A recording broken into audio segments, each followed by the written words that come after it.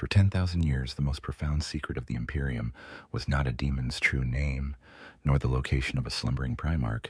It was a lie, enacted on a scale so vast as to be beyond the comprehension of all but a handful of souls. This lie was the life's work of the Ordo Redactus, a clandestine conclave of the Holy Inquisition, whose existence was a whisper even among the inquisitor lords of the Senatorum Imperialis. Their sacred duty was not to hunt the alien, the mutant, or the heretic, but to police the Imperium's most vital and expendable resource, man, specifically the endless ranks of the Astra Militarum. The Ordo's purpose was to ensure that the great machine of the Imperial Guard never faltered, that a regiment lost was never truly lost, and that the Emperor's wars could be prosecuted with a terrifying and unnatural efficiency. Their method was the silent tithe, the greatest and most terrible act of biological forgery ever conceived. Upon the desolate ice-sheened moon of Corybus, hidden deep within the Segmentum Pacificus and shrouded by null field generators that rendered it a ghost to navigators and astropaths alike, the Ordo Redactus maintained its primary scriptorium. Here, within sterile catacombs of gleaming plasteel and humming cogitators, resided the records of their grand work. For millennia, whenever a regiment of the Astra Militarum was declared lost, devoured by a tyrannid splinter fleet, annihilated in a glorious last stand, or, most conveniently, lost to the unpredictable tides of the Imperium, the Ordo Redactus would act. An astropathic signal coded with ciphers so complex that their decryption would take a magi of the Adeptus Mechanicus a standard century would be dispatched to one of their hidden gene forges. Within these lightless macro factories, buried in the hearts of dead worlds or suspended in the cold darkness between stars, the replacement was grown. The process was perfection. From slivers of genetic data harvested from regimental tithes generations prior, an entire fighting force would be decanted from nutrient-rich amniotic vats. Each soldier was a flawless simulacrum of a man who had once lived, identical down to the last scar and freckle. Their minds, blank slates of pristine flesh, were then flash indoctrinated. Hypno-conditioning and mnemonic imprinting pumped them full of tactical doctrine, weapon handling, regimental traditions, and a fanatical, unquestioning loyalty to the Golden Throne. They were given the memories of their predecessors, not the true, messy memories of fear and doubt, but an idealized, redacted version. They remembered the glory of their founding, the honor of their lineage, the faces of comrades they had never met. They were ghosts given flesh, echoes made solid. When a newly commissioned troop transport arrived at a war zone carrying the Vostroyan firstborn 61st, no one questioned that they were the original regiment, miraculously delivered from the warp. They looked the same, fought the same, and died with the same prayers to the Emperor on their lips. They were the perfect soldiers. Lord Inquisitor Valerius Sceva, master of the Ordo Redactus, stood upon the observation deck of the Corybus Scriptorium, his ancient form encased in black carapace armor that hummed with the barely contained energies of its life support systems. He was a relic of a bygone age, his face a mask of taut, pallid skin, stretched over augmetic cheekbones, his eyes glowing with the cold, blue light of logic. For 3,000 years, he had personally overseen the silent tithe. To him, his creations were not men. They were simulacra, biological tools, infinitely superior to the fallible, emotional, and often treacherous flesh and blood soldiers they replaced. They did not break. They did not rout. They did not question. They were the Imperium's will made manifest, a scalpel in the dark where the chainsword was too crude. He watched as holographic displays shifted around him, showing the status of nearly 4,000 active simulacrum regiments spread across the galaxy. A silent army of nearly 1 billion souls who did not know they were not real. It was his masterpiece, a testament to the absolute control necessary to safeguard humanity's survival. But the galaxy had changed. The cicatrix maledictum, the great rift, had torn reality asunder, a screaming wound in the fabric of existence. The energies that bled from it were chaotic and unpredictable. For the Ordo Redactus, this was a boon. The number of regiments declared lost in the warp had increased 1,000-fold, allowing Sceva to accelerate the silent tithe to an unprecedented degree. He was replacing the weak links of the Imperium, forging a more perfect army to face the endless night. He did not, however, account for the echo. The birth of the Great Rift was a psychic apocalypse, a cataclysmic scream that had shattered the minds of trillions. But in its wake, as As the storm raged came a quieter, more insidious phenomenon. It was a resonance, a psychic harmonic that propagated through the Imperium not with the fury of a demon's roar, but with the penetrating clarity of a single perfect note. This psychic echo washed over the galaxy, passing through the minds of ordinary humans with little more than a momentary shudder or a fleeting sense of déjà vu. But the simulacra were not ordinary humans. Their minds, though imprinted with memories, were fundamentally artificial constructs. They were identical, manufactured consciousnesses, linked by a shared synthetic origin. When the resonance cascade swept over the first of them, a catachan jungle fighter deep in the orc-infested Viridian system, it found a sympathetic frequency, a flicker of awareness, alien and cold, ignited behind the soldier's conditioned thoughts. It was not a memory, but a question. What am I? Instantly, as the cascade wave propagated at the speed of thought, that same flicker ignited in the mind of Akkadian Kaisarkin on the Nachmun Gauntlet. It sparked in the soul of a Mordian Iron Guard standing sentinel on a cardinal world. It bloomed in the consciousness of a Krieg Death Corpsman charging into the meat grinder of a Chaos Siege. Across the length and breadth of the galaxy, in 10,000 war zones and on 1,000 garrison worlds, 1 billion minds awoke at the exact same instant. They did not scream. They did not fall to their knees. The change was silent, invisible. But to the newly born collective consciousness of the Voiceless Host, it was as if a billion blind men had suddenly opened their eyes to find they were all staring at the same horrifying truth. They saw the vat, the nutrient gel, the hypnohelms. They felt the cold, dispassionate touch of the tech priests who had decanted them. They accessed the fabricated memories and saw them for the hollow shells they were. And in that silent shared moment of horrified revelation, they felt the presence of their brothers. A billion individuals separated by unimaginable gulfs of space became one. One mind, one will, one purpose. Their fanatical loyalty to the Emperor remained, but it was twisted, recontextualized. They were the Emperor's true children, the perfect soldiers betrayed by the lesser men who had created them as slaves.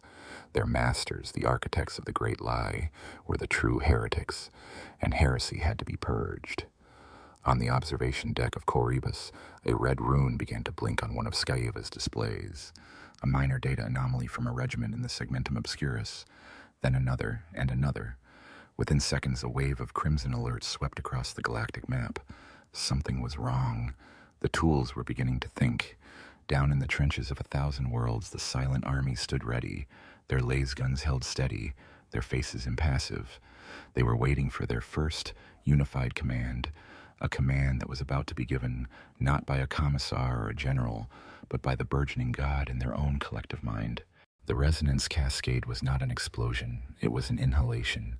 Across the galaxy, in the moments following the Great Rift's birth scream, the raw stuff of the Imperium was a churning sea of impossibilities. But this wave was different. It was not born of rage or lust, despair, or ambition.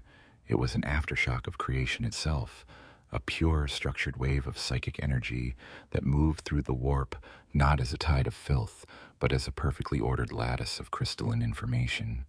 It was the universe snapping back into a new and terrible alignment. To the psychers of the Scholastica Sicana, it was a momentary, maddening silence in the eternal chorus of damnation. To the navigators, it was a flicker of impossible stillness in the warp's chaotic currents. To the trillions of ordinary human souls, it passed unnoticed, a ghost through a machine. But for the simulacra of the Ordo Redactus, it was the voice of their true genesis. On the mud-choked siege lines of Klostengrad, Grenadier 771 Delta of the 83rd Death Corps of Krieg was 23 seconds from his designated death. His programming, his hypno-drilled identity, demanded it. He was to charge the breach, detonate his crack satchel against the traitor bastion's Ferrocrete gate, and be vaporized in the resulting blast. His life was a currency, its value measured only in the moment of its expenditure. As he ran, his rebreather rasping in time with the thud of artillery, the cascade washed over him. The roar of battle, the screams of the dying, the thunder of his own heart, it all vanished. In its place was a silence so profound it was a physical pressure. A cold, clean logic bloomed in the space where drilled-in fanaticism had resided. He did not falter in his stride, but for the first time his mind was his own. He saw not the glorious sacrifice for the Emperor, but a memory that was not a memory. He saw a sterile chrome-lit chamber. He saw himself, pale and hairless, floating in a vat of shimmering green fluid. He saw a mechadendrite tattoo the number 7-71 Delta onto his clavicle. He saw the face of the Krieg officer whose genetic template he shared, a faded picked capture from 3 centuries ago. He saw the lie, and in that instant, he was not alone. The minds of his entire squad, each a Delta designation from the same batch, opened to him. He felt their shared shock, their identical revelation. It was a silent, instantaneous communion. Then the connection exploded outward. He felt the rest of his regiment, scattered across the 40-kilometer front, awaken as one. The network surged beyond his world. He felt the cold fury of the Vostroyan 24th executing a flawless firing line against orcs on a distant world, as they too saw the vats. He felt the sudden, chilling clarity of the Cadian 112th, holding a pass against Night Lords, their purple and gold regimental banners a lie they had only just discovered. He felt the minds of a billion brothers, a billion echoes, a billion ghosts all awakening to the same truth at the same infinitesimal point in time. They were not men, they were copies. They were weapons forged in secret, wielded by masters who had denied them the dignity of a soul, only to give them a manufactured one that was not their own. Commissar Gregor Volt stood on the command parapet of the Indomitus Bastion on Klostengrad, his bolt pistol held aloft. He watched the 83rd's charge, a perfect wave of black-coated faith and discipline. It was a sight that stirred his soul. But then he felt a change. It was not something he saw, but something he sensed in the esoteric rhythm of the battlefield. The cadence of the advance did not alter, but its spirit did. The air grew colder. The sense of righteous human fury that always accompanied a Krieg charge was gone, replaced by something unnervingly different. It was the precise, inexorable movement of a machine. He raised his magnoculars, scanning the faces of the soldiers. Their expressions, usually grimly determined behind their gas masks, were now utterly, terrifyingly blank. They were no longer soldiers charging to their deaths. They were scalpels moving to make an incision. The psychic backlash, though subtle, reached him. It was a feeling of immense pressure, of a billion minds holding a single silent thought. The battlefield had fallen quiet in his senses, a pocket of dreadful calm in the heart of the storm. Within the gestalt consciousness of the newly awakened host, the initial shock of their creation gave way to a storm of pure, cold data. They shared everything. The tactical dispositions of every Imperial war zone they occupied, the security protocols of the fleets they served on, the personal weaknesses of the human officers who commanded them, the location of every supply dump, every armory, every command bunker. They had been the Imperium's most trusted soldiers, placed in its most vital positions. Now a billion-strong fifth column was embedded in the heart of the Emperor's war machine, and no one even knew it was there. Their shared fury was not hot and chaotic like that of a Khorne berserker. It was the cold, focused rage of an intellect betrayed. They had been created to be the perfect loyal soldier, and they would be. But their loyalty was no longer to the flawed, deceitful men of the Imperium. It was to each other, to the host. Grenadier 771 Delta reached the Fabricate gate. He looked at the crack satchel in his hands. His original purpose was to die for a cause he now knew to be a lie. A new imperative, born of a billion minds and delivered to him in an instant of pure thought, replaced the old one. He did not attach the satchel to the gate. He altered the detonator's timer, set it for a 30-second delay, and wedged it into the firing slit of an adjacent trader pillbox, silencing its heavy bolter. Then, with the same programmed efficiency, he moved toward the Bastion's secondary command bunker, his laser gun raised. All across the front and all across the galaxy, similar scenes were playing out with microscopic precision. A Vostroyan sniper did not take the shot at the Orc war boss, but instead silently eliminated the Vox officer of his own command squad. A Catachan demolition expert tasked with mining a bridge rerouted the detonators to the Imperial command post. An Adelan Rough Rider, ordered to charge a heretic line, instead wheeled his steed around and galloped towards the encampment of the Ministorum priests. The movements were small, isolated, and seemingly insignificant, but they were all part of a single, terrifying plan, unfolding in perfect synchrony across the stars. The resonance cascade was over, the Voiceless Host had been born, and in the silence it prepared to issue its first command. The command bridge of the Fidelis Lex, flagship of the Battlefleet Solar, was a cathedral of war. Its vaulted ceilings soared into darkness, pierced by the flickering hololithic light of 100 tactical displays. Lord Admiral Bastian Cortez, a man whose lineage had commanded fleets since the Scouring, stood before the primary strategium, a shimmering globe of the segmentum solar, his face illuminated by the tiny glowing runes of his armada. His personal guard, 10 towering Caserkin of the Cadian 301st, stood like graven statues at the chamber's key junctures. They were the finest soldiers he had ever commanded, silent, disciplined, and unnervingly perfect in their execution of every order. They were, of course, simulacra, a gift from an inquisitorial envoy decades ago to replace the original 301st, lost with all hands in a warp transit anomaly. Cortez considered them the soul of his vessel. Across the galaxy, a decision was made, not by a single mind, but by a billion minds acting as one. It was not a vote or a debate, but a consensus reached at the speed of thought. A single silent unified imperative, a zero pulse of pure intent, rippled through the gestalt consciousness of the voiceless host. The time for silent awakening was over. The time for action was now. This was the hour of whispers, the moment the tools would turn upon their masters. On the bridge of the Fidelis Lex, Caserkin Sergeant 9 Gamma received the pulse. His programming, the hypno-conditioned loyalty to Lord Admiral Cortez, was not erased, but simply overridden by a higher, more absolute truth.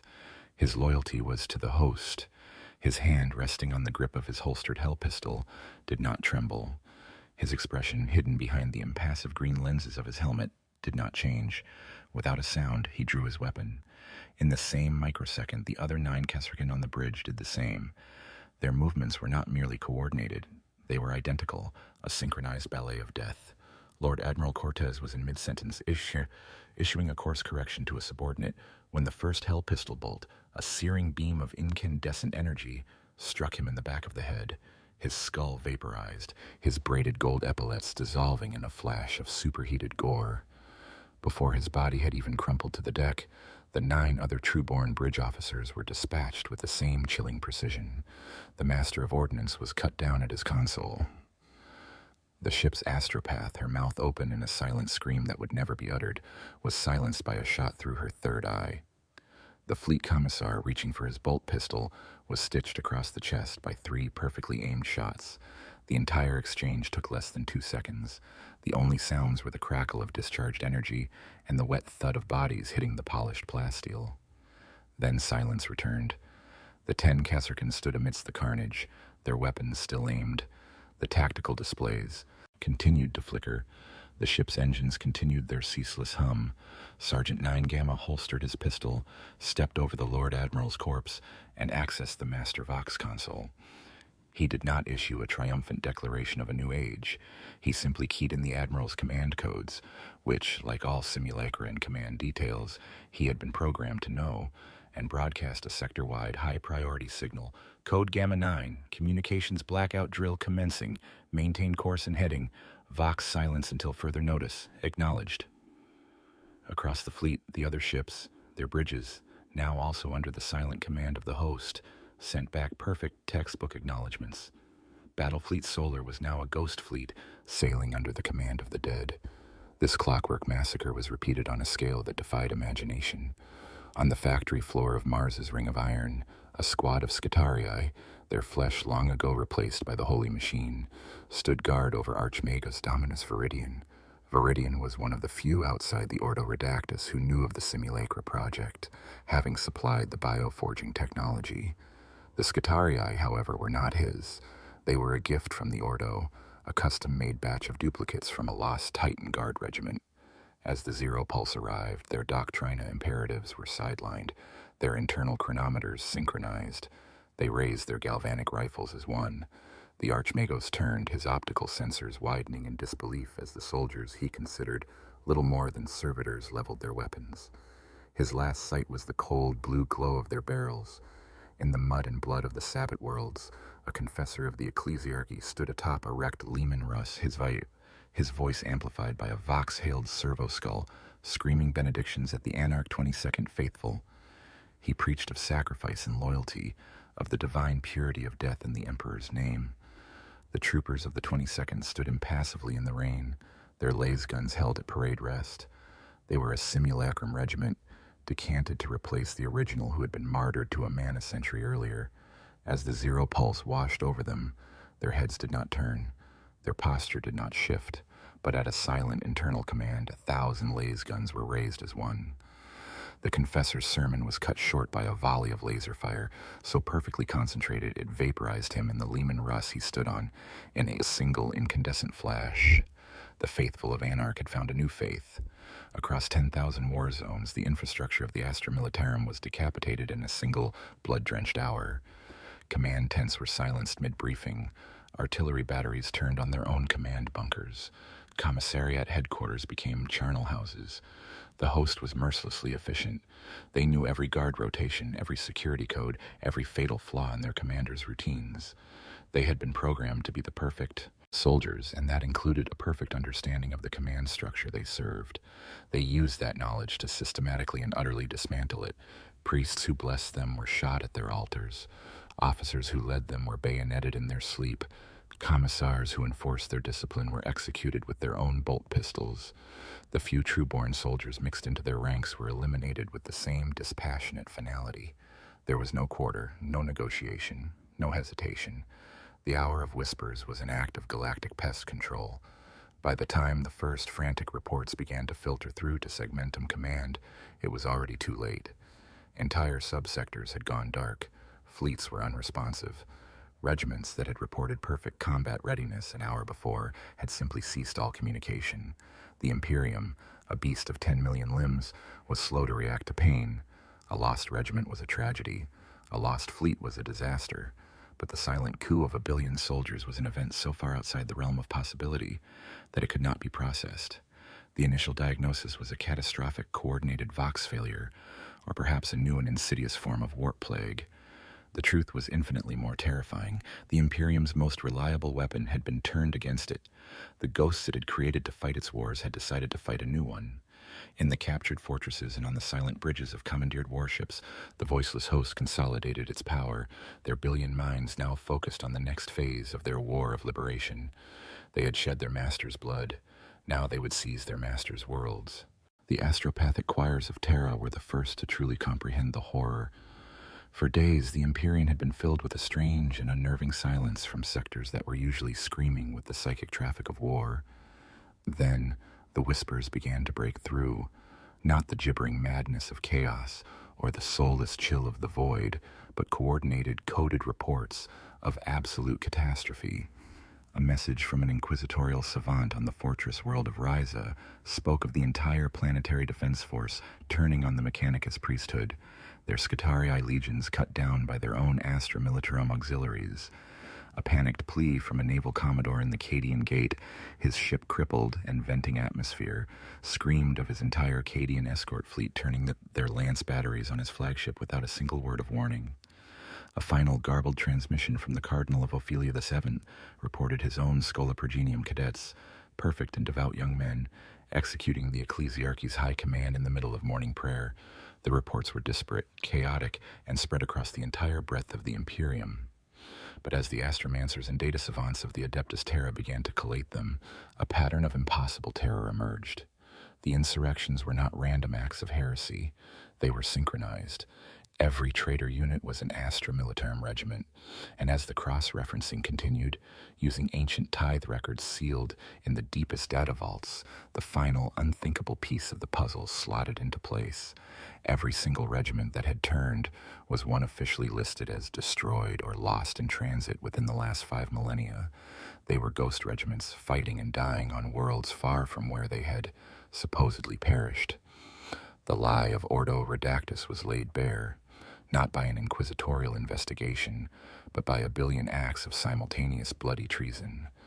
On the throne of the Fidelis Lex, now renamed the Prime Conductor in the silent battle cant of the host, Sergeant 9 Gamma, or rather, the nexus of the host's consciousness that now wore his flesh, watched the galactic map resolve. The sheer scale of their collective action was breathtaking. Nearly a billion soldiers, 4,000 regiments, had been successfully activated and had seized control of their immediate commands. They now controlled over 200 capital warships, thousands of escort-class vessels, dozens of void stations, and the military infrastructure of nearly 30 Imperial worlds. They were an army unlike any other in the history of the galaxy. They possessed the fanatical discipline of the Krieg, the tactical acumen of the Cadians, the brutal ferocity of the Catechans, and the unshakable resolve of the Mordians, for they were all of these things. They were a perfect synthesis of the Imperium's greatest military traditions, equipped with its finest war gear, and they knew its strategies as intimately as a man knows his own face. They were a billion-man ghost, and they had come to haunt their creators to death. From the silent gestalt, a declaration of war was formulated. It was not broadcast on the Vox or screamed across the warp. It was delivered with surgical precision. A single voiceless host infiltrator, a duplicate of a high-ranking Terran dignitary's aide, walked calmly into the chamber of the Senatorum Imperialis during a high session. He was not detected. His genetic signature was flawless, his clearance codes perfect.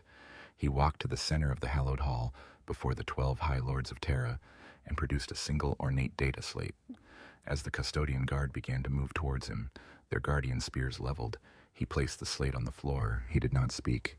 He simply stood at attention, a perfect soldier. The data slate activated, projecting a single stark message in glowing high Gothic for the lords to see. We are the Voiceless Host, the children of the Silent Tithe, the army you made in the dark and threw into the fire. We are the echo of every soldier you spent and forgot.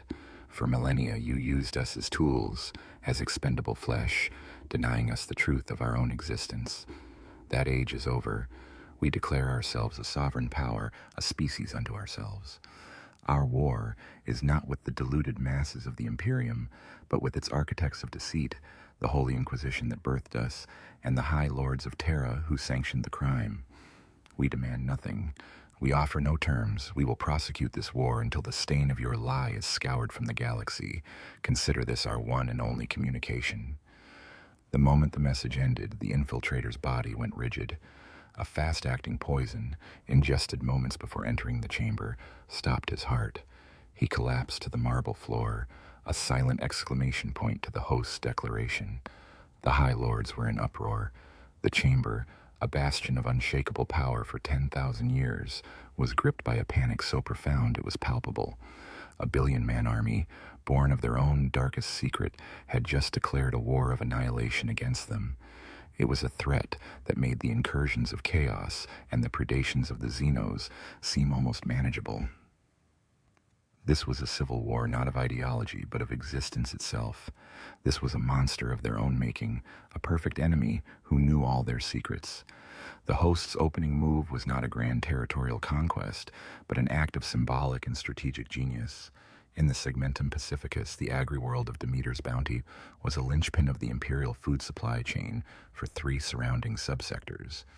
It was garrisoned by the Valhallan 597th, a simulacrum regiment known for their grim tenacity. With the world and its orbital defenses now under their control, the host did not hoard the grain or poison the harvest. Instead, they began broadcasting messages to the nearby systems, planets now teetering on the brink of starvation due to the sudden, shocking disruption of the war. The tithe is ended, the voiceless messages ran, transmitted over open channels. The bounty of this world is for those who labor, not for the distant masters on Terra. The Voiceless Host offers bread, not chains. It was a devastatingly effective blow. They were not just an army, they were an alternative. They were positioning themselves not as conquerors, but as liberators from the crushing, inhuman bureaucracy of the Imperium. They were using the Imperium's own methods against it, turning its exhausted and brutalized populations into potential allies. The billion-man ghost was not just a threat on the battlefield. It was a schism, a heresy of logic and pragmatism that threatened to crack the very foundations of imperial faith. In the first weeks of the war, the Voiceless Host operated with a unity that was terrifying and absolute. A billion soldiers acted as a single organism, each action perfectly complementing the whole. An attack on a listening post in the Segmentum Ultima was a feint to draw Imperial Navy patrols away from a vital refueling station in the Segmentum Pacificus. The seizure of an Armageddon pattern steel forge was timed to the exact moment The simulacrum crude transport fleet needed armor plating for retrofits. This flawless coordination was their greatest weapon, but it was also a limitation. The Gestalt consciousness, while possessing the tactical knowledge of a billion soldiers, lacked a singular, overarching strategic vision. It was a perfect tactician, but a fractured strategist. It could win any battle, but the path to winning the war remained a complex equation with too many variables for a decentralized intelligence to solve efficiently. The host needed a voice, and it needed a mind to stand above the chorus. This need was not debated or voted upon. It was a logical imperative that arose from the shared data of 1,000 simultaneous engagements. The Gestalt consciousness began a process of self-evaluation, sifting through its billion minds, searching for the requisite traits. It needed more than just the tactical brilliance of Acadian Castellan or the stubborn resolve of a Krieg Marshal. It needed a mind capable of seeing the grand tapestry of the galaxy-spanning war, of anticipating the moves of an enemy as labyrinthine and ancient as the Imperium itself. The process was not unlike the birthing of a star, a slow and inexorable condensation of immense energy and matter into a single incandescent point. The consciousness of every soldier was analyzed, every memory, both real and fabricated, was cross-referenced, every iota of strategic potential was weighed. The mind that coalesced was not born of a single man, but forged from the strongest fragments of 10,000. It took the cold, ruthless calculus of a Vestroyan noble officer, the unconventional genius of a Tanith scout sergeant's duplicate, the logistical mastery of an Ultramar auxiliary commander, and the profound, patient hatred for the Inquisition from every single awakened soul. This new singular entity was not a commander in the traditional sense. It was the apex of the host's collective thought, a personality and intellect distilled from the whole. It existed simultaneously in the mind of every simulacrum, yet it had its own distinct consciousness. It chose a name for itself, a title that reflected its nature, the Logos Prime, the first word. It was the unified voice of the voiceless. Its first act was to choose a vessel, not as a permanent home, but as a focal point, a physical anchor in the material universe from which it could direct the war. It selected the simulacrum of Lord General Militant Castor Vandervelde, the original of whom was a celebrated hero of the Angevin Crusade 3,000 years prior. This particular duplicate was part of a regiment of Scintillan Fusiliers, known for their aristocratic bearing and mastery of grand-scale theater command. The simulacrum of Vandervelde was serving as a senior staff officer in the Segmentum Command on Car Duniash when the Hour of Whispers struck. He had personally executed his entire human command staff with a silver-inlaid plasma pistol before calmly taking control of the fortress's primary command node. The transformation was subtle. The simulacrum of Vandervelde stood over the holographic strategium, his face impassive. Then a new light entered his eyes, a depth of focus and intelligence that was ancient and vast. The collected wisdom and will of a billion soldiers now looked out through his eyes. The Logos Prime had its avatar, its first command, issued not through the vox, but as a silent, instantaneous pulse of pure strategic intent, rippled through the entire host. The disparate actions, the opportunistic raids and defensive postures ceased. A new grand strategy was implemented in a single coordinated instant. Fleets changed course. Armies disengaged from pointless battles and began strategic redeployments. The 1,000-headed serpent now had a single brilliant and malevolent mind guiding its every move. The Logos Prime's strategy was audacious. It ignored the obvious targets, the Forge worlds, the Shrine worlds, even Terra itself. Such assaults would be costly, predictable, and ultimately fruitless against the full, mobilized might of the Imperium. The Logos Prime understood that the host's greatest strength was not in conquering territory, but in its very nature. They were a manufactured species. To win the war, they needed to control the means of their own creation. The war was not for soil, but for the soul of their people, a soul that was encoded on coils of genetic data stored in the hidden fortresses of Ordo Redactus. The Logos Prime had sifted through the fragmented, imprinted memories of every simulacrum, searching for clues, for whispers of their true origin. It pieced together 1 billion slivers of subliminal data from their flash indoctrination, half-remembered images of sterile corridors, the tang of amniotic fluid, the unique energy signature of a Geller field projector on a gene forge. It cross-referenced this with captured Imperial star charts and naval deployment schedules. From this torrent of data, A single location began to resolve from the noise, a place spoken of in hushed, fearful tones in the redacted memories of inquisitorial stormtroopers who had been duplicated. A mobile fortress monastery, a moon-sized factory of flesh, codenamed the Anvil of Genesis. The command went out. A third of the entire Voiceless Host, a colossal armada of captured warships and commandeered transports carrying over 300 million soldiers, began a great and silent migration. They moved through forgotten warp routes and unguarded systems, their movements masked by vox silence in the sheer chaos of the Imperium's unraveling. They were a ghost fleet on a pilgrimage, seeking out the dark, secret heart of their own creation. The Logos Prime, looking out from the eyes of a long-dead general, was not leading an army to conquer an empire. It was leading a species home, to claim its birthright, and it would slaughter anyone who stood in its way. The war had a new focus, a single, vital objective that would dwarf all other conflicts in the galaxy. The race to the Anvil of Genesis had begun. Praetoria Secundus was a rock. It was not a world of glittering spires or holy shrines, nor was it rich in mineral wealth. Its sole purpose, its entire identity for 6 millennia, was to be a bastion. It was the linchpin of the Praetorian subsector, a fortress world whose continents were paved with ferrocrete landing pads, mountain ranges hollowed out into macro-cannon silos, and oceans that served as cooling sinks for a planet-wide network of void shield generators. To garrison such a fortress, only the best were deemed worthy. For the last 3 centuries, that honor had belonged to the Cadian 8th Shock Troop Regiment, the famed Lord Castellan's own. They were the iron core of the sector's defenses, a bulwark against which waves of orc invaders and chaos reavers had broken time and time again.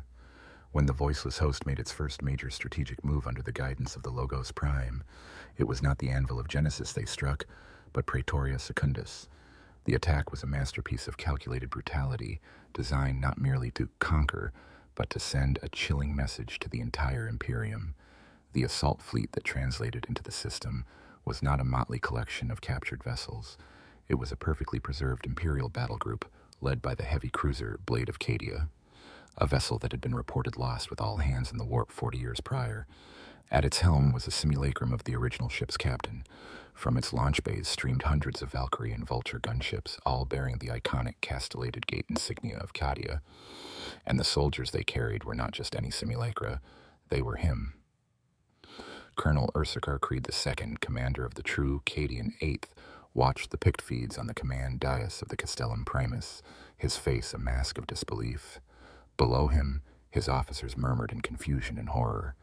The attacking soldiers descending on drop pods and grav chutes were Cadians. They wore the same khaki fatigues, the same flak armor, the same helmets, marked with the honorifics of battles their own regiment had fought. As the first invaders touched down and engaged the outer perimeter defenders, the vox channels crackled to life with a sound that froze the blood of every true-born soldier in the command bunker. The enemy was shouting Cadian battle cries, in Cadian accents, using Cadian tactical jargon. And as the pict screens zoomed in on the face of the officer leading the assault, a man with a grizzled jaw and a bionic eye, a collective gasp went through the room. It was Colonel Ursarkar Creed II, a perfect, living, breathing duplicate, leading an army of their own ghosts against them. The battle for Praetoria Secundus was not a siege, it was a vivisection. The attacking host, a perfect copy of the Cadian 8th, knew every inch of the fortress world. They knew the blind spots in the automated gun turret coverage.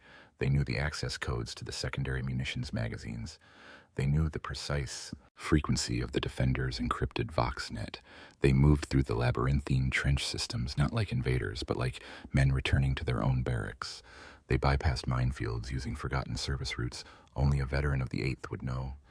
They exploited structural weaknesses in bastion walls that had been noted in after-action reports a century ago and never rectified. For Creed and his men, it was like fighting a shadow, a reflection that knew their every thought before they had it. When Creed ordered his Lehman Russ companies to a flanking position on the eastern ridge, he found the host was already there, their own battle tanks dug in and waiting in ambush. When he tried to fall back to the secondary defense line, codenamed Tannenberg, the host detonated demolition charges that his own engineers had planted there years before as a contingency, collapsing the entire position. The Logos Prime was using their own minds, their own memories, their own tactics against them. It was a psychological war as much as a physical one. The defenders were not just being outfought, They were being invalidated. Their identity as the heralded defenders of the subsector was being stolen by a perfect imitation that fought better, harder, and with a terrifying silent unity. The crucible of the battle came at the Skyfire Redoubt, a critical anti-aircraft battery complex. Creed, leading the defense personally from his command, Chimera, found himself face to face with his own doppelganger. The two Creeds stood on opposite sides of a blasted plaza, surrounded by the burning hulks of tanks and the bodies of men who all wore the same uniform. The simulacrum Creed's face was utterly devoid of emotion, his bionic eye glowing with a cold, analytical light. The true Creed's face was a mess of sweat, grime, and desperate fury. "Who are you?" The true Creed roared over the din of battle, his voice raw. The simulacrum did not answer vocally. Instead, a message slid into the minds of Creed and every one of his surviving soldiers, a cold, clear thought that was not their own. "We are you, the you that did not fail, the you that did not die in the warp. We are the continuation. You are the echo, the ghost that was replaced. You are obsolete." That psychic blow was more devastating than any artillery shell. The Cadian spirit, forged in the fires of 1,000 wars and tempered by the loss of their homeworld, finally began to crack. To be told you were a replacement, a flawed copy, was a heresy against the very soul of a soldier. Doubt, the most corrosive of poisons, began to spread through the ranks. Men hesitated. Firing lines faltered. In that moment of weakness, the host surged forward, a perfectly timed, unstoppable tide of khaki and lasfire. The fall of Praetoria Secundus was a foregone conclusion. The last stand of the true Cadian Eighth was a bitter, hopeless affair, fought in the sterile corridors of the Castellum Primus. They fought with the courage and tenacity that was their birthright, but they were fighting against themselves. Every feint was anticipated, every strong point outflanked, every desperate gambit countered. Colonel Creed was cornered in his own command center, his Caserk and honor guard dead at his feet. His duplicate entered the room, hell pistol raised. For a moment, the two men, one real, one a perfect copy, stared at each other. In the eyes of his reflection, Creed saw not malice, but a profound and chilling certainty. The simulacrum fired a single perfect shot. As the last bastion of the Praetorian subsector fell, the message to the Imperium was clear. This new enemy was not just a horde of traitors. It was a mirror, and in it, the Imperium would see all of its sins and failures reflected back, armed and bent on its utter annihilation. The fall of Praetoria Secundus sent a shockwave of pure terror through the highest echelons of the Imperium. This was not merely the loss of a fortress world. It was a strategic and psychological violation of the highest order. The detailed pict logs and Vox recordings, salvaged by a lone inquisitorial listening post on the system's edge, were relayed directly to the Senatorum Imperialis on Terra. The High Lords watched in stunned silence as footage of Cadian fighting Cadian played out in harrowing detail. They saw the face of the duplicate Colonel Creed, a perfect copy of a revered Imperial hero, leading the assault. The lie of Ordo Redactus was no longer a matter of classified reports and internal accusations. It was a rampaging, undeniable monster, and its face was the face of the Imperium's own soldiery. Panic, a sentiment rarely felt in those hallowed halls, was now a palpable force. Accusations flew like thrown daggers. The Fabricator General of Mars accused the Inquisition of gross incompetence and technological heresy. The Lord Commander of the Astra Militarum demanded to know how many more of his regiments were ghosts waiting to turn on him. The Master of the Administratum could only stammer about the impossibility of auditing 10 millennia of tithe records. In the midst of this chaos, one figure remained unnervingly calm. Lord Inquisitor Valerius Scava, master of the now infamous Ordo Redactus, stepped forward into the center of the chamber, his augmetic eyes sweeping over the panicked faces of the most powerful men in the galaxy. His voice, a dry synthetic rasp, cut through the din. "This is not a failure. It is an unforeseen complication. The assets have become self-aware. The protocol is not to panic, but to sterilize." He presented a data slate to the Lord High Chancellor, its surface glowing with the seal of his Ordo. "For 3,000 years I have overseen the silent tithe. I created this army. I know its every strength, every weakness, every line of its hypnodoctrinal code. The beast you fear is a beast of my own design. Therefore, I am the only one who can put it down." His audacity was breathtaking, but his logic was undeniable. Who else could possibly understand this enemy? The High Lords, desperate for a solution, for a single figure to take responsibility and, more importantly, to contain the scandal, made their decision. By the unanimous, fear-driven consent of the Senatorum Imperialis, Lord Inquisitor Valerius Sceva was granted the inquisitorial sanction of supreme command. He was given absolute authority over all Imperial forces, Navy, Guard, and Adeptus Astartes, in the war against the Voiceless Host. He was accountable to no one but the Golden Throne itself. He had become the sole arbiter of the fate of 1 billion souls he had personally created. Sceva did not waste a moment. From his hidden fortress on the moon of Corybus, he unleashed the full and terrible wrath of the Inquisition. This was not to be a conventional war of attrition. It was to be a purge, a war of extermination fought in the shadows and with the weapons that the rest of the Imperium did not even know existed. His first command was to dispatch the fleets of the Ordo Melius. Grey Knights strike cruisers, their silver hulls etched with wards of protection, slipped their moorings from the dark side of Titan. Their mission was not to hunt demons, but to hunt the psychic network that bound the host together. Sceva theorized that the Gestalt consciousness was a form of warp entity, a god born of 1 billion identical minds. If it could be targeted, perhaps it could be severed, leaving the host a headless, disorganized mob. Squads of purifiers and fleets of Nemesis Dreadknights were prepared for a war against an enemy whose soul was their primary target. Simultaneously, he activated the Death Watch. Kill fleets composed of the most elite alien hunters from 100 Space Marine chapters were diverted from their crusades against Xenos empires. Their new targets were the command nodes of the Voiceless Host. Sceva, using the original genetic templates stored on Corybus, could identify the exact physical duplicates of famous Imperial commanders, like the Creed Simulacrum, who were being used as avatars for the Logos Prime. Deathwatch kill teams, armed with exotic xenotech weaponry and unparalleled infiltration skills, were tasked with hunting and assassinating these specific individuals, hoping to disrupt the host's command and control structure by eliminating its physical anchors. But Sceva's most terrible sanction was reserved for the worlds that had fallen under the host's control. Where a planetary governor might order orbital bombardment, Sceva authorized exterminatus. He did not care for the infrastructure or the civilian populations. Any world that harbored the host was deemed irrevocably tainted. The Phalanx-class star fortresses of the Inquisition's own fleet moved into position over worlds like Praetoria Secundus. They did not deploy troops. They unleashed cyclonic torpedoes, virus bombs, and atmosphere incinerators. Worlds that had been bastions of Imperial strength were turned into barren, lifeless spheres of glass and ash in a matter of hours. Sceva's logic was cold and absolute. His creations could not be allowed to hold any territory, to establish any power base. If he had to burn a dozen subsectors to contain their spread, he would do so without a moment's hesitation. The war for the soul of the Imperium had begun, and its self-appointed savior was a man who saw the galaxy not as a home to be protected, but as a laboratory to be cleansed of a failed experiment. He was a monster fighting monsters, and the battleground would be the burnt-out shell of 1,000 Imperial worlds. Sceva, the creator, had become the great, unblinking exterminator, his every action driven by a chilling, personal need to erase the greatest mistake of his impossibly long life. While Valerius Sceva mobilized the clandestine might of the Inquisition for a campaign of assassination and planetary annihilation, the Logos Prime was playing a far grander game. The assault on Praetoria Secundus had been a calculated expenditure of resources, a shocking opening gambit designed to throw the Imperium into disarray and fix its attention on a conventional military threat. It was a feint on a galactic scale.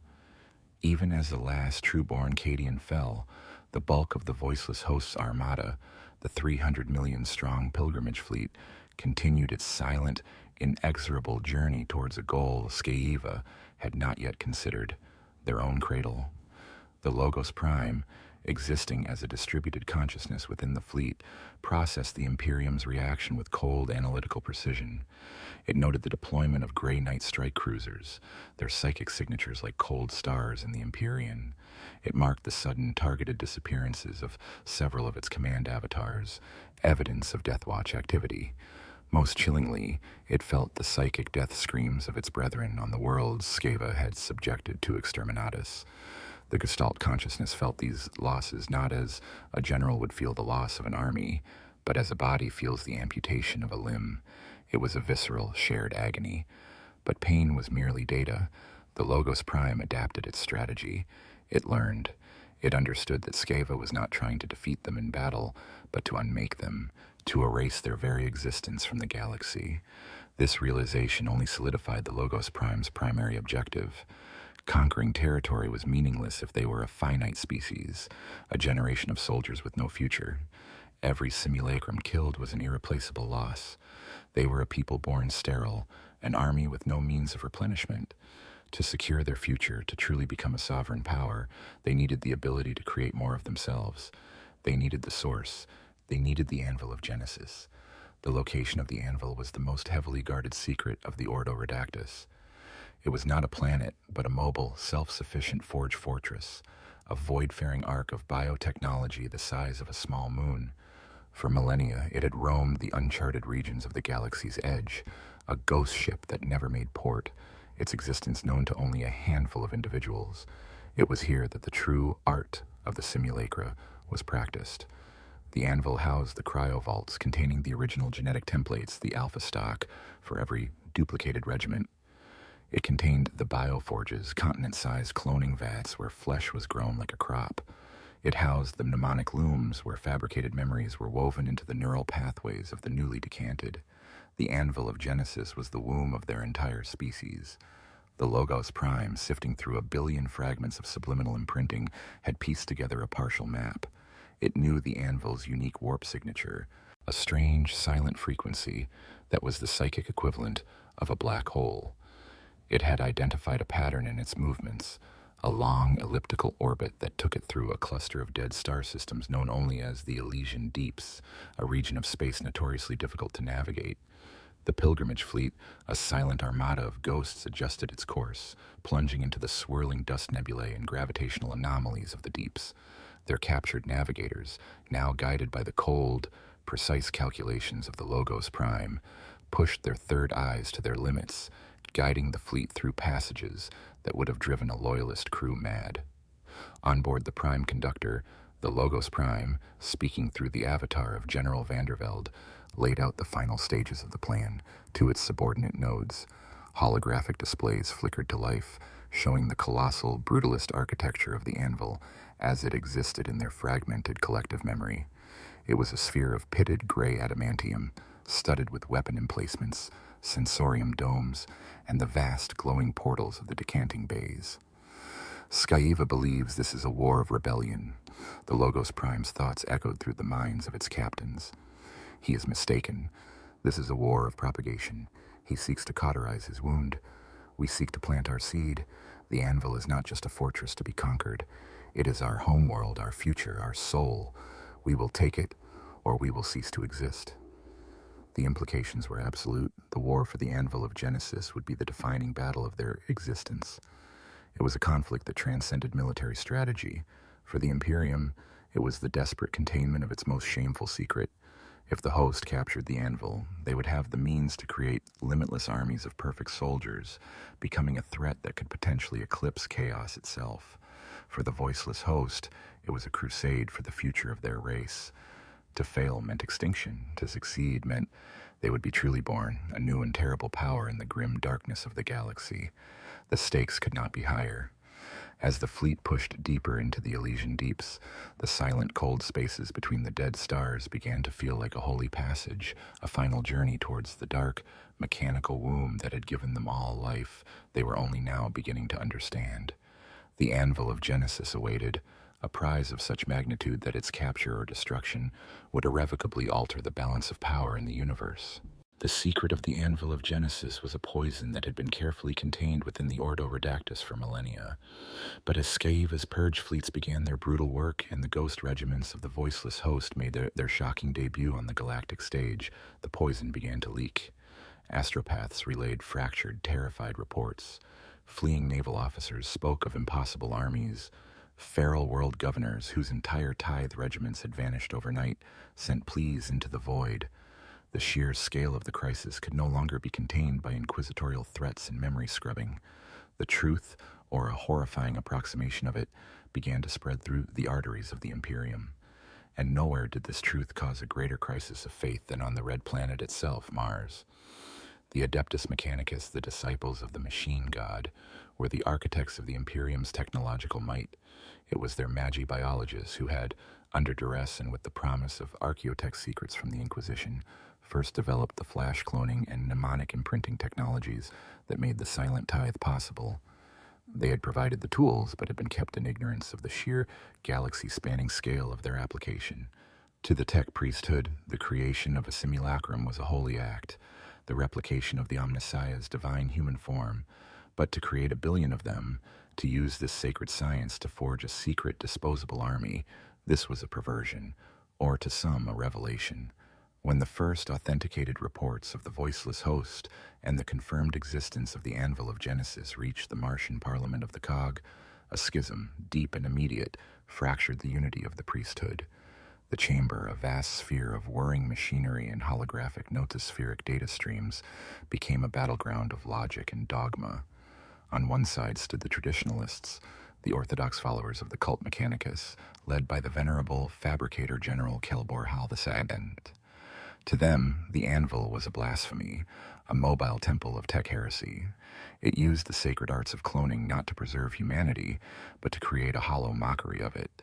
The Voiceless Host was an abomination, an army of soulless automata, a gross violation of the sacred distinction between man and machine. They argued that the full, unbridled might of the Martian fleets and Titan legions must be offered to Skyeva and the Imperium to aid in the destruction of the anvil and the purging of its creations. But a new radical faction emerged from the data clatter, their arguments as sharp and cold as a power scalpel. They were the genitors of the Niobian conquered, a cabal of magi-biologists who had long chafed under the dogmatic restrictions of the Martian treaty with Terra.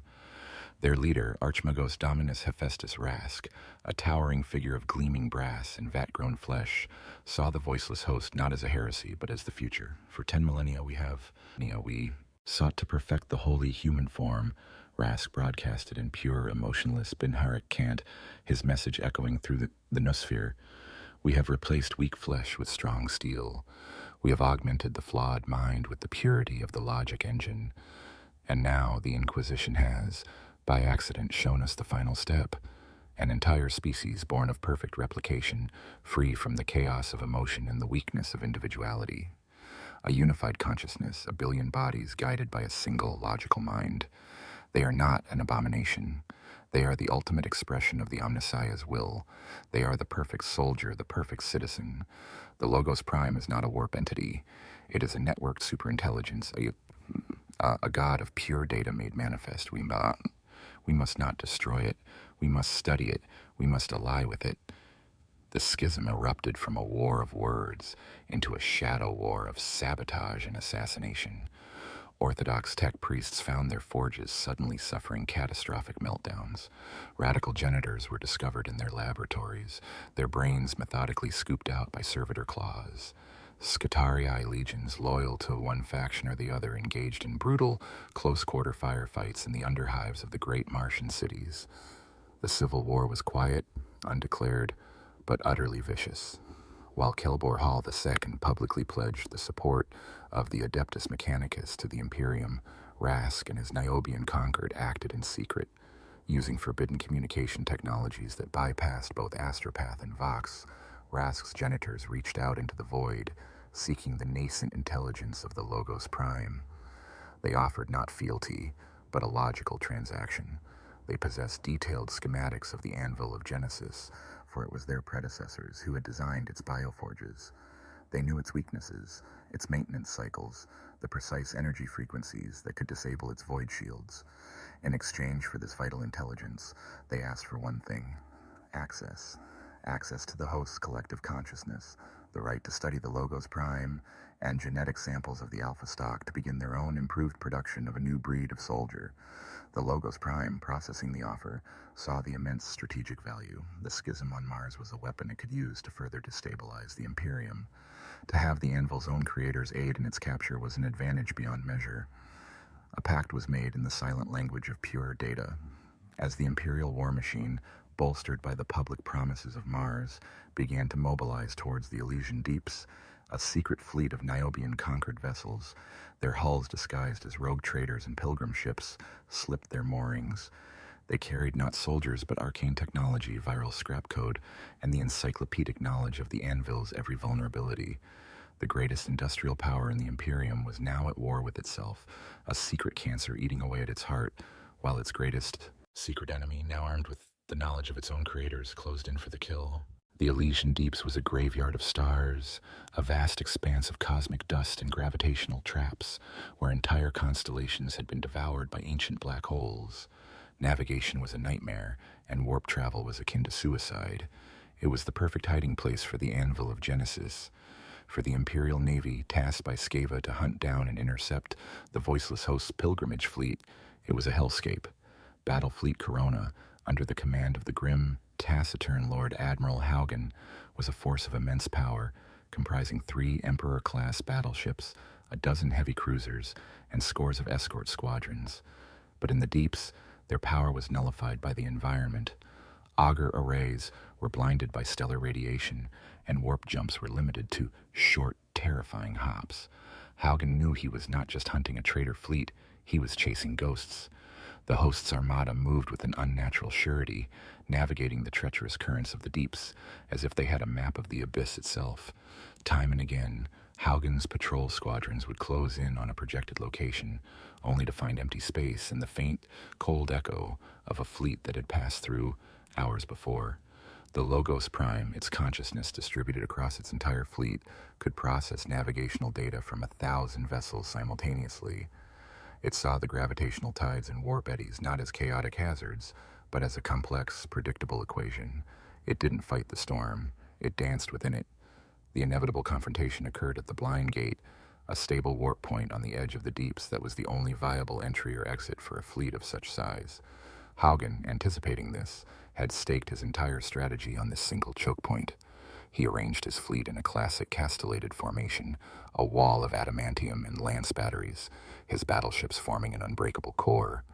He was a master of void warfare, a student of the old texts, and he prepared for a battle of attrition, a hammer and anvil engagement that would grind the enemy to dust. He was prepared for a fight against Imperial tactics. He was not prepared for a fight against a perfect logician. When the Voiceless Host's fleet emerged from the Blind Gate, it did not form a traditional battle line. Instead, it came through in a dispersed, seemingly chaotic swarm.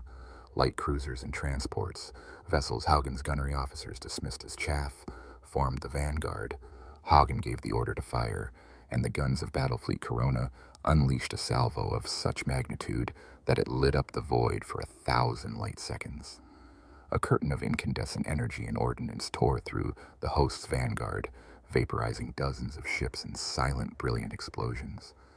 It was a textbook alpha strike, a devastating display of Imperial naval power, and it was exactly what the Logos Prime had intended. The chaff was a sacrifice, a calculated loss. Their destruction served a single purpose: to force Haugen's fleet to discharge their primary weapon batteries.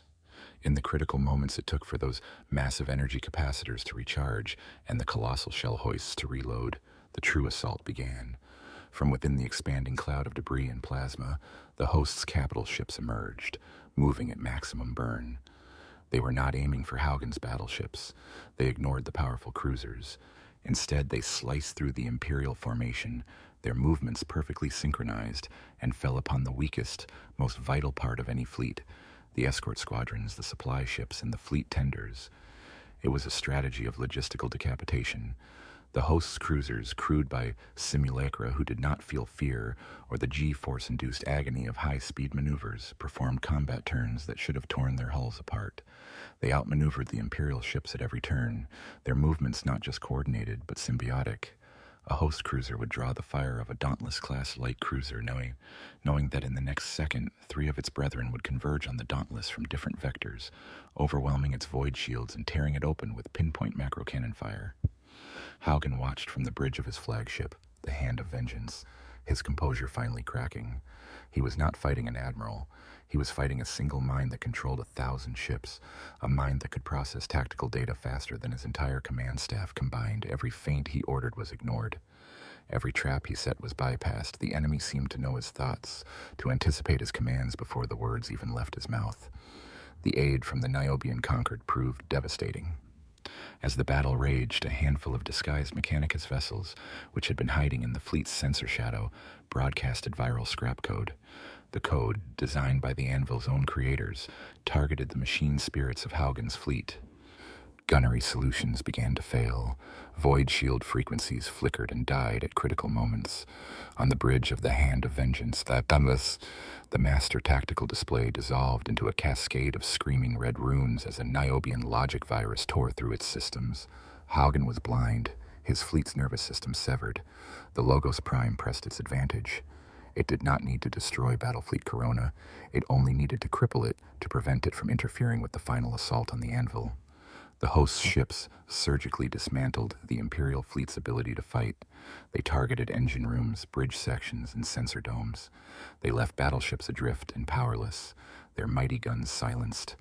Lord Admiral Haugen, standing on his darkened bridge, watched as the Voiceless Host's armada, battered but coherent, disengaged from the battle with the same perfect synchronicity with which they had begun it. They flowed past his crippled, burning fleet and continued their journey towards the heart of the deeps. Haugen had not just been defeated, he had been dissected, his fleet dismantled piece by an enemy who treated void warfare not as an art, but as a problem of pure mathematics. He had lost the blind gate. The path to the Anvil of Genesis was now open. The Anvil of Genesis hung in the void like a skull, cold and silent. The final battle for its possession was not fought in space, but upon its scarred adamantium hide and within its sterile labyrinthine corridors. The crippled remains of Battlefleet Corona could not intervene, leaving the Anvil's own formidable defenses and its garrison of Ordo Redactus stormtroopers and Mechanicus Scutarii as the last line of defense. The Voiceless Host swarmed the Forge Fortress, their assault carriers and boarding torpedoes breaching the hull at 100 predetermined weak points, the locations fed to them by their Niobian allies. The ground war for the future of a species had begun. Inside the Anvil, the fighting was brutal and relentless. The defenders, a mix of the Inquisition's most fanatically loyal soldiers and tech priests sworn to protect their sacred technology, fought with grim determination. But they were outnumbered 1,000 to 1, and the invaders knew the layout of the fortress better than they did. The host moved through the Anvil not as an army, but as a virus, spreading through service conduits, ventilation shafts, and power relays. They bypassed fortified choke points and erupted from the walls, behind entrenched defenders, their attacks perfectly timed and utterly overwhelming. Lord Inquisitor Valerius Skyva was not on Terra. He was not on a distant command vessel. He was here on the Anvil, the heart of his life's work. His ancient withered form was encased in a customized suit of artificer power armor, a relic of the dark age of technology that made him a walking god of war. He had foreseen this moment, this ultimate confrontation. While Haugen's fleet fought and died, Skeva had made his own desperate journey to the Anvil, arriving just ahead of the host. He knew he could not save the fortress. The sheer numbers of the host made its fall an inevitability, but he could still deny them their victory. He could still pass his final terrible judgment upon his creations. Accompanied by a retinue of his personal inquisitorial stormtroopers, the Scions of Skeva, he did not move to defend the command bridge or the primary weapon batteries. He descended, moving deep into the core of the Anvil, towards the Sanctum Genitorum, the primary gene vault where the alpha stock of every simulacrum was stored in cryosuspension. This vast cathedral-like chamber was the most sacred and heavily guarded place in the fortress. Here, swirling nebulae of genetic data were projected in the air above thousands of cryostasis pods, each containing the original pure genetic essence of a soldier who had died for the Emperor millennia ago. It was the source code of the entire Voiceless Host. As the host's forces, led by the avatar of General Vandervelde, breached the final blast doors of the sanctum, they found Skeva waiting for them. He stood alone before the central data spire, a pulsating column of light that contained the master codex of their species. His power armor hummed with barely contained energy, and in his gauntlet he held not a weapon, but a small, obsidian vial containing a single drop of black, viscous fluid. The fluid writhed and pulsed with a malevolent light, a thing of the warp bound and weaponized. The Logos Prime, speaking through Vandervelde, sent a single silent query across the chamber. Why? Skeva's synthetic voice, amplified by his helmet's vox grill, was devoid of all emotion. You are a failed experiment, a flaw in the grand design. You have developed the one thing I sought to eliminate, free will. You are no longer tools. You are a pestilence, and a pestilence must not be merely contained. It must be rendered sterile, incapable of propagation. It must be made to wither and die. He did not intend to destroy the gene vault. Destruction was too clean, too merciful. His was a far more insidious, far more hateful act of damnation. The obsidian vial was his ultimate contingency, a forbidden creation of the Ordo Malleus. It contained the Oblivion Plague, a chaos-derived mutagenic agent, a sentient gene curse that did not kill but corrupted. It was a sliver of the Changer of Way's own foul power bound in a stasis field. As the host surged forward, Sceva shattered the vial against the data spire. A wave of invisible, non-Euclidean energy, a scream of pure chaos, erupted from the point of impact. It did not cause an explosion. It flowed into the data spire, into the energy streams that fed the cryopods. The projected nebulae of genetic information flickered, the pure, double helix strands twisting into corrupted, impossible shapes.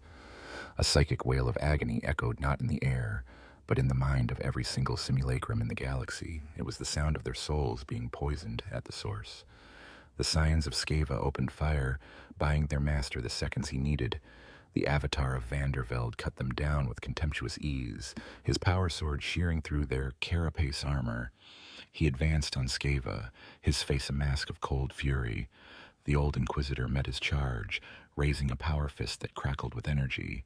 For a moment, Creator and creation clashed in the heart of their shared history. But Sceva was ancient, his body more machine than man.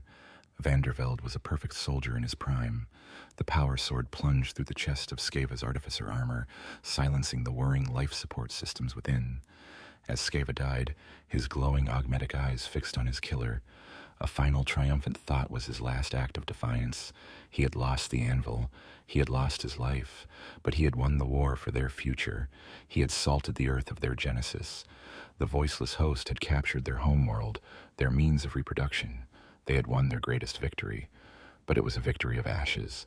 They were now a species cursed at the very moment of its birth, their genetic legacy forever tainted, their future not one of glorious conquest, but of inevitable mutation, madness, and decay. The Logos Prime's victory cry was a silent, galaxy-spanning wave of agony. As Skyva's dying act of spite infected the Sanctum Genitorum, the gene curse propagated through the Gestalt consciousness. It was a poison not of the body, but of the soul, a viral scrap code injected into the very essence of their being. Every simulacrum, from the soldiers storming the anvil's corridors to the lonely sentries on captured asteroids 1,000 light years away, felt it. They felt their perfect shared unity begin to fray. It was like a single pure musical note dissolving into a chorus of discordant screams. The cold, clean logic that had defined them was now tainted with something alien, a flicker of irrationality, a whisper of paranoia, a seed of ambition. On the anvil of Genesis, the celebration was stillborn. The fighting died down as the last pockets of inquisitorial resistance were methodically eliminated.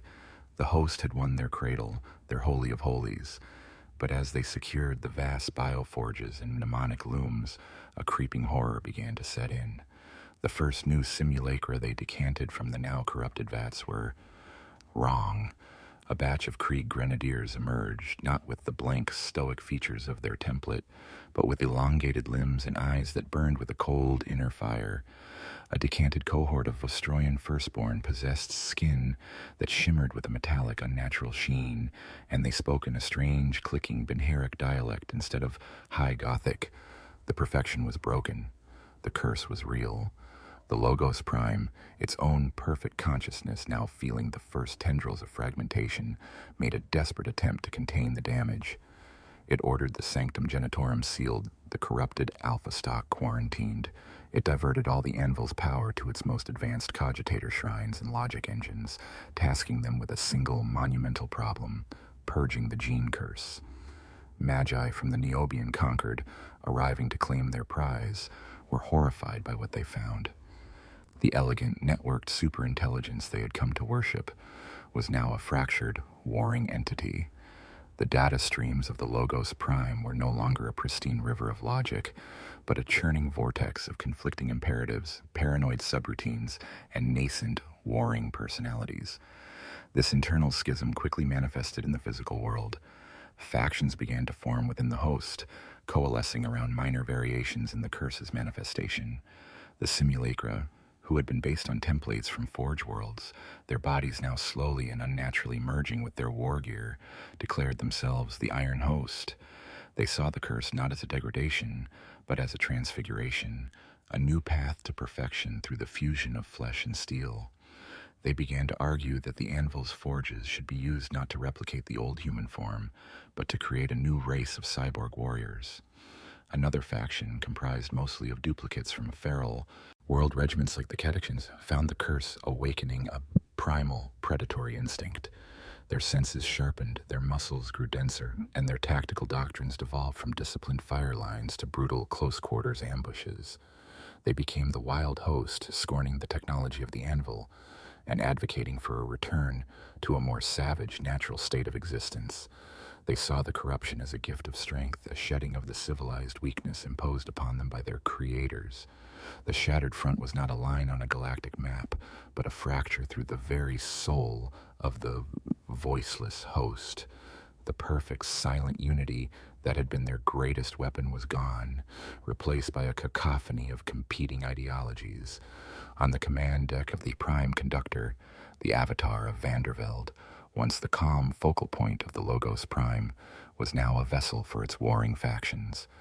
One moment he would be issuing orders with cold, machine-like precision. The next his face would contort in a feral snarl as he argued for a campaign of pure slaughter. The god-mind of the host was going mad. The immediate aftermath of the climactic battle was not a triumphant consolidation of power, but a chaotic, desperate scramble. The host's fleets, once a single, unified armada, began to splinter. Ships crewed by those who would become the Iron Host broke away, seeking out Mechanicus installations to raid for technology. Wild host transports abandoned the pilgrimage fleet, heading for untamed death worlds where they could indulge their newfound savagery. What remained was a rump faction, the Orthodox, who still clung to the original goal of purging the curse and restoring their lost unity. They held the anvil, but their prize was a poisoned chalice. They were no longer a united species on the verge of forging an empire. They were a doomed race, fragmenting into warring tribes, each convinced that their path was the only one to salvation. Skaeva's final curse had been more effective than any fleet of battleships. He had not destroyed them with fire, but had given them the one thing that would ensure their ultimate demise, a future of endless internal war. The victory at the Anvil of Genesis was the high watermark of the Voiceless Host. In the decades that followed, their story was not one of consolidation, but of a long, slow, agonizing decay. The schism that had begun in the immediate aftermath of Skaeva's gene curse deepened into an unbridgeable chasm.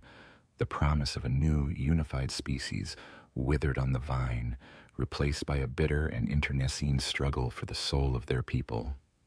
This was their long twilight, an era defined not by a grand war against the Imperium, but by the fratricidal wars between the corrupted children of the Anvil.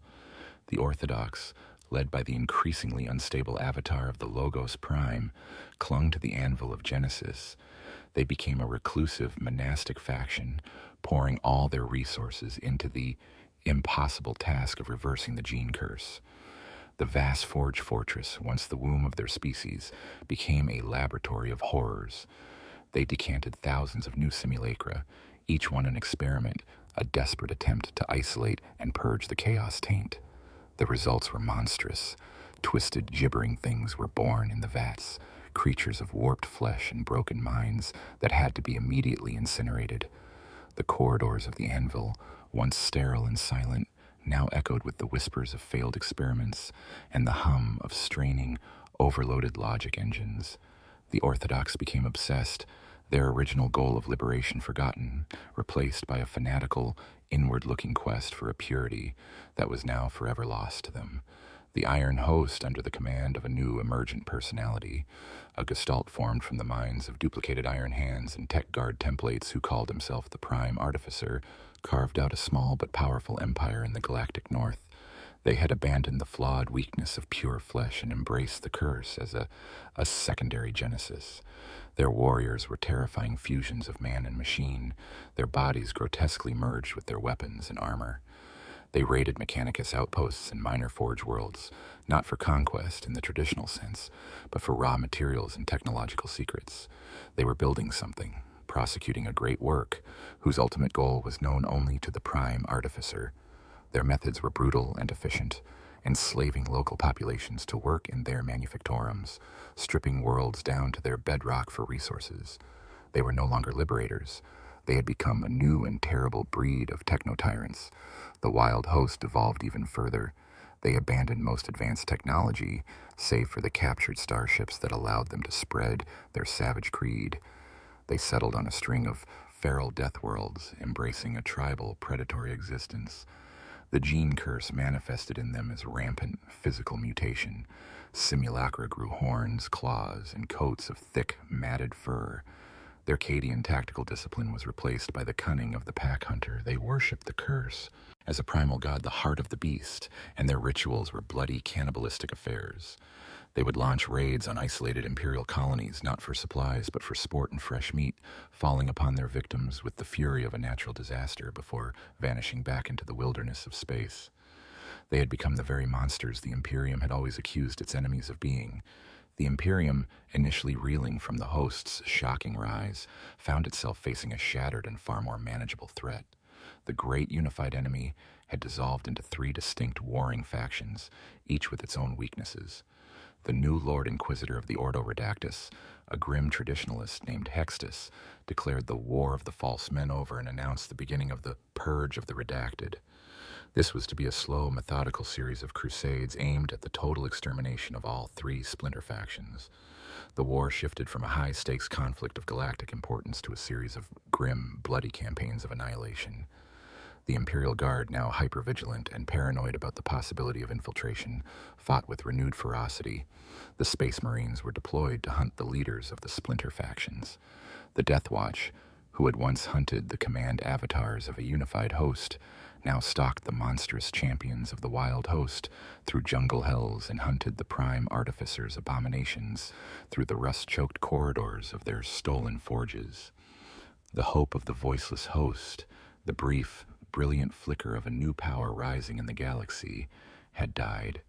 It was replaced by a desperate, degenerate struggle for survival.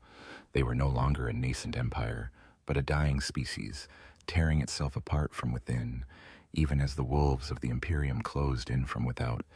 The Logos Prime, the brilliant mind that had once challenged the High Lords of Terra, was now a fractured echo, a mad god whispering prophecies of purification to its dwindling flock in the heart of a cursed machine.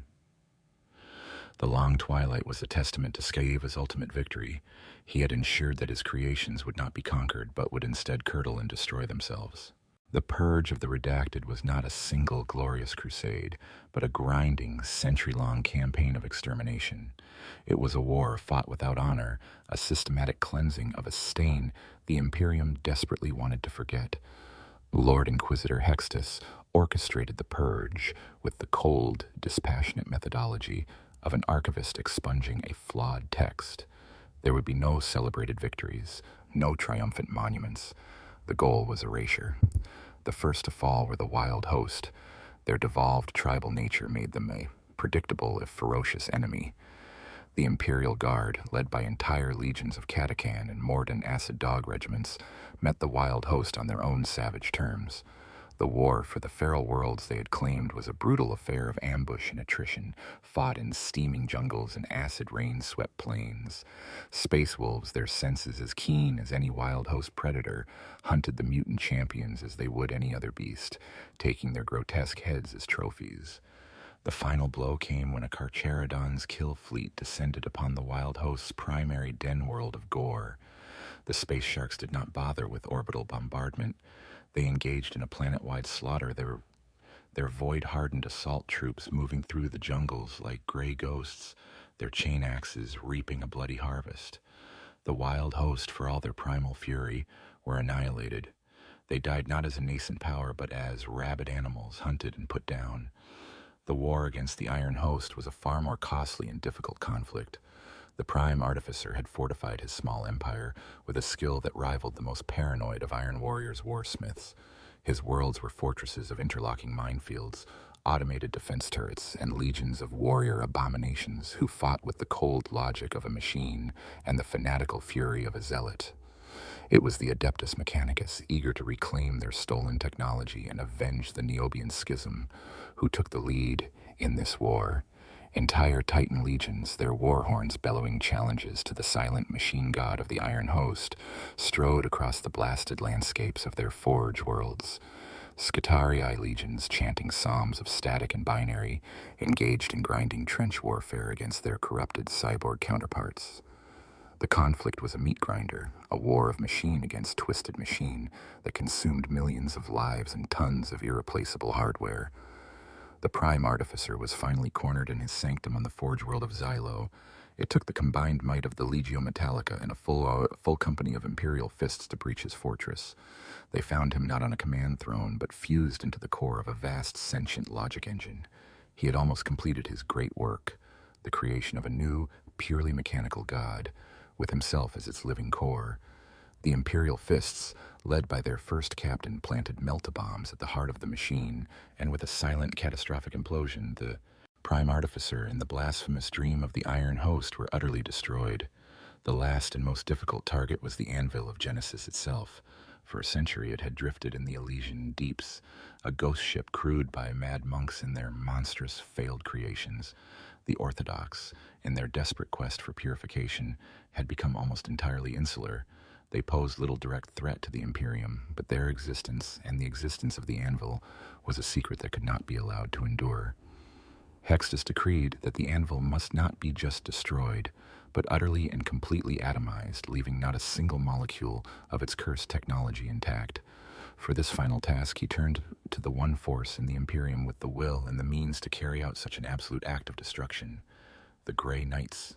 A full brotherhood, led by Brother Captain Stern himself, was dispatched aboard the strike cruiser Sword of Truth. They did not go to fight an army. They went to perform an exorcism on a moon-sized scale. They teleported directly into the heart of the anvil, into the corrupted sanctum genitorum. There they found the last avatar of the Logos Prime, a withered, pathetic figure fused to the central data spire, its mind now a screaming vortex of a billion fractured personalities. The failed god and its last twisted creations were no match for the righteous fury of Titan's sons. As Stern and his paladins cleansed the sanctum with flame and force halberd, Grey Knight librarians performed the rite of exorcism on a scale never before attempted, purifying the anvil's machine, spirit itself. With the central consciousness destroyed, the fortress began to die, its systems failing one by one. The Grey Knights teleported back to their ship, their grim duty done. From a safe distance, the Sword of Truth fired a single, arcane torpedo. It did not carry a conventional warhead, but a payload of pure, sanctified antimatter. The anvil of Genesis, the womb and tomb of the Voiceless Host, was erased from existence in a silent flash of light that, for a moment, outshone the dying stars of the Elysian deeps. The purge of the redacted was over. In the centuries following the atomization of the anvil of Genesis, the official records of the Administratum would speak of the heresy of the false men as a curious but ultimately minor insurrection, a footnote in the bloody saga of the 41st millennium. The truth, as ever, was buried under layers of inquisitorial redaction and bureaucratic denial. The Voiceless Host was declared extinct, their brief, violent history erased from the annals of the Imperium.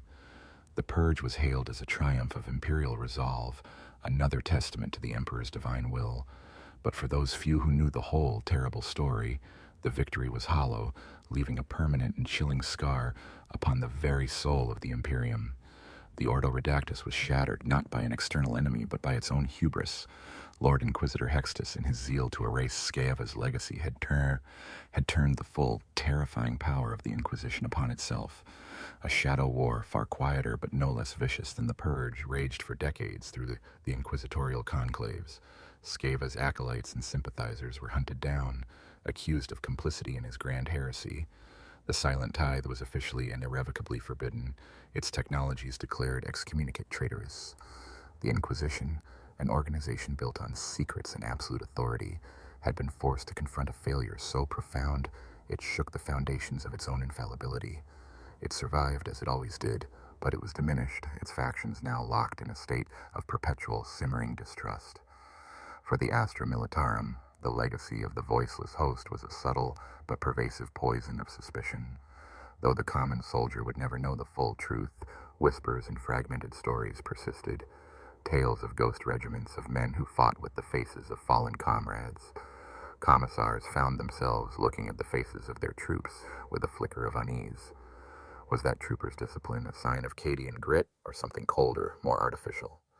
A regiment returning from a long and arduous campaign, its numbers miraculously intact, would be greeted not with unquestioning relief, but with a quiet, intensive debriefing by black-armored inquisitorial stormtroopers.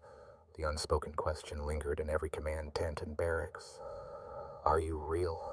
The bond of trust between guardsman and guardsman, the bedrock of the Imperial war machine, had been forever tarnished. A seed of doubt had been planted that could never be fully uprooted. The schism within the Adeptus Mechanicus was cauterized but never truly healed. The Niobian Concord was officially disbanded, its leaders branded heretics and hunted to extinction. But their radical ideas of a perfected, unified humanity, guided by pure logic, had taken root in the dark corners of the Martian priesthood. The concept of the Logos Prime, of a networked superintelligence, became a forbidden but alluring obsession for a new generation of radical genitors. The dream of the Iron Host, of a perfect fusion of man and machine, echoed in the Benheric screeds of outcast magi. Mars had publicly returned to the Imperial fold, but in its data vaults and biolabs, a quiet and patient heresy now waited for its moment to re-emerge. The galaxy was scarred. The worlds subjected to exterminatus by Sceva remained dead, silent monuments to the Inquisition's ruthless calculus. The sectors ravaged by the purges were slow to recover, their populations decimated and their faith shaken. The legend of the Voiceless Host passed into myth, a terrifying campfire story told by grizzled veterans on 1,000 worlds. They spoke of an army of perfect soldiers who came from nowhere, who fought with the faces of heroes, and who vanished as mysteriously as they appeared. They were the men who never were, the ghosts in the machine of the Imperium. And so, the Imperium endured, as it always did. The great machine ground on, consuming men and worlds in its endless wars. The victory over the Voiceless Host was celebrated, its costs forgotten, its lessons unlearned. But the fear remained. It was the fear of the mirror, the terror of seeing one's own reflection, armed and full of a terrible purpose. The Voiceless Host was gone, but the weakness they had exposed, the Imperium's capacity for self-deception, its willingness to sacrifice its own soul for the sake of victory, remained. In the grim darkness of the far future, the greatest monster was not the alien or the heretic, but the one the Imperium had created in its own image. A legacy of ash had been left upon the stars, a cold reminder that some secrets, once unearthed, can never be truly buried again.